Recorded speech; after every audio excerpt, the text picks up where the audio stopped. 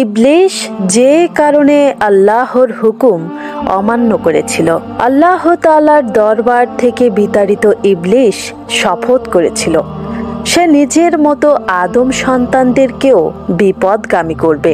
প্রথমেই সে ফন্দি এঁটে আদি পিতা হযরত আদম আলাইহিসসালামকে জান্নাত থেকে পৃথিবীতে নামিয়ে আনে।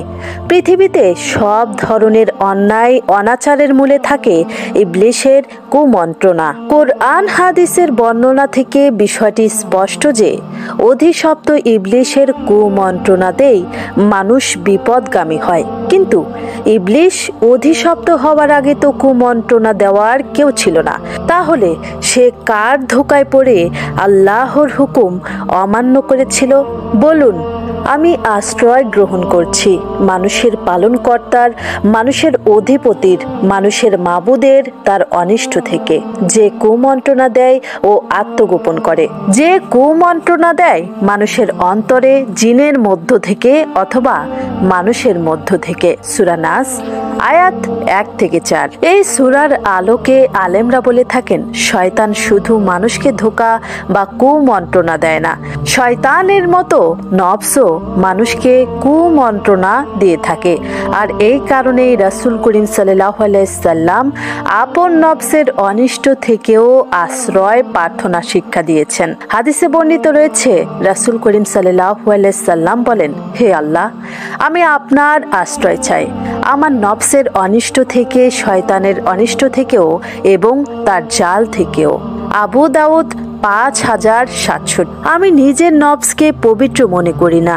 নিশ্চয়ই নফস সবাইকে মন্দ কাজে নির্দেশ দিয়ে থাকে, যার প্রতি আমার প্রতিপালক অনুগ্রহ করেন।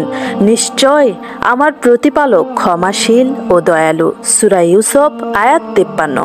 আত্মশুদ্ধি অর্জনকারী আলেমদের মতে মানুষের মনে যত ধরনের কুমন্ত্রণার উদয় হয় তা 3 প্রকার: নফসের কুমন্ত্রণা, শয়তানের কুমন্ত্রণা এবং মানুষের দেওয়া কুমন্ত্রণা। আর নফসের একটা বৈশিষ্ট্য হচ্ছে সেই সব খারাপ কাজের প্রতি উৎসাহিত করবে কিন্তু ভালো কাজের দিকে আহ্বান করবে না। নফসের কুমন্ত্রণা সম্পর্কে মহান আল্লাহ তাআলা বলেন, অবশ্যই আমি মানুষকে সৃষ্টি করেছি এবং তার মন তাকে যে কুমন্ত্রণা দেয় তা আমি জানি। আমি তার ঘাড়ে অবস্থিত ধমনী অপেক্ষাও নিকটতর। সূরা কাফ আয়াত 16।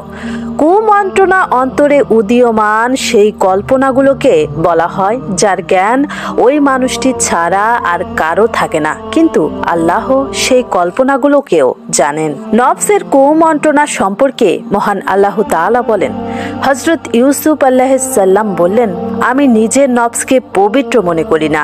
নিশ্চয়ই নফস সবাইকে মন্দ কাজের নির্দেশ দিয়ে থাকে, একমাত্র ওই ব্যক্তি ছাড়া যার প্রতি আমার প্রতিপালক অনুগ্রহ করেন। নিশ্চয়ই আমার প্রতিপালক ক্ষমাশীল এবং দয়ালু। সূরা ইউসুফ আয়াত 53। ইবলিশ মূলত নফসের ধোঁকায় পড়ে আল্লাহ তাআলার হুকুম অমান্য করেছিল। আরেকটি বিষয় হলো, আল্লাহ তাআলা মানুষ ও জিনকে স্বাধীন ইচ্ছা শক্তি দিয়েছেন, অর্থাৎ চিন্তা ও কাজের স্বাধীনতা দিয়েছেন এবং বলে দিয়েছেন যে কর্ম অনুযায়ী পরকালে তাদের বিচার হবে। হে মানুষ ও জিন, অচিরেই তোমাদের হিসাব নিকাশের প্রতি মনোনিবেশ করব। সূরা রহমান আয়াত 78। আর ইবলিশ ছিল জিন জাতির অন্তর্ভুক্ত।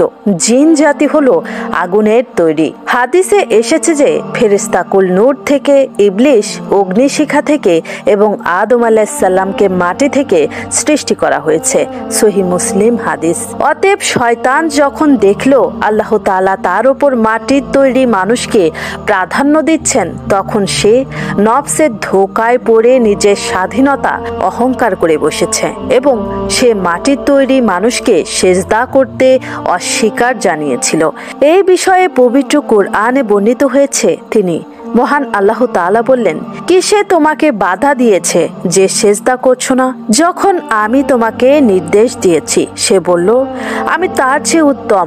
আপনি আমাকে আগুন থেকে সৃষ্টি করেছেন আর তাকে সৃষ্টি করেছেন কাদা মাটি থেকে। সূরা আরাফ আয়াত 22।